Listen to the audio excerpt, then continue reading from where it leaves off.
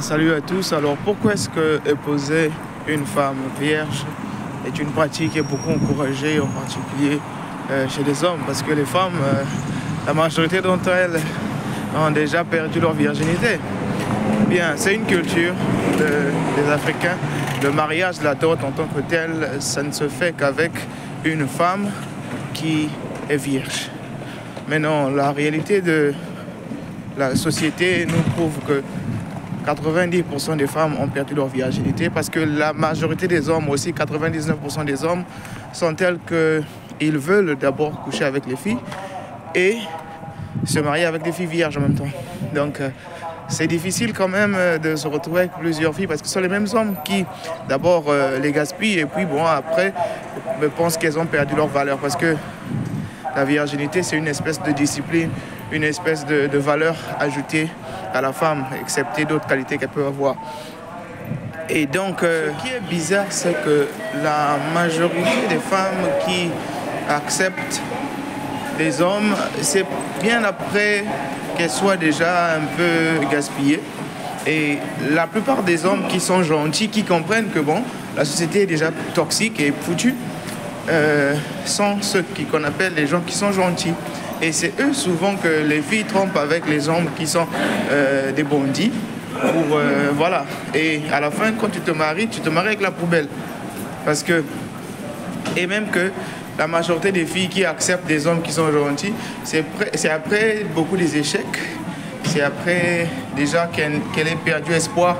Après, peut-être à partir de 30 ans, 35 ans, vous allez les voir maintenant accepter des hommes qui sont gentils. C'est plus la force maintenant, c'est maintenant l'argent, c'est maintenant quelques conditions qu'elle pose maintenant. Et puis le désespoir aussi.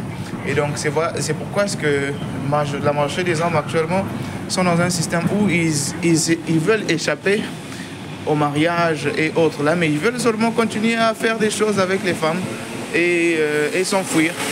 Ce qui est bizarre pour la génération qui viendra après, des femmes qui sont seules avec des enfants parfois abandonnés, parce que ces mêmes femmes aussi développent un système de rage, un système de haine envers les hommes, et donc la majorité interdisent même accès à leurs enfants et puis rendent la vie difficile à ces parents-là qui les ont abandonnés parce que pour eux, ces femmes-là n'ont pas de valeur, ne méritent pas d'être épousées. Mais pourtant, ce sont les mêmes qui ont pris la virginité de ces dames-là, qui ont utilisé leur ignorance, qui les ont poussées à devenir des diablesses. Et donc, pour chuter, je dirais que c'est une calomnie, c'est quelque chose qui n'est pas bon en tout cas.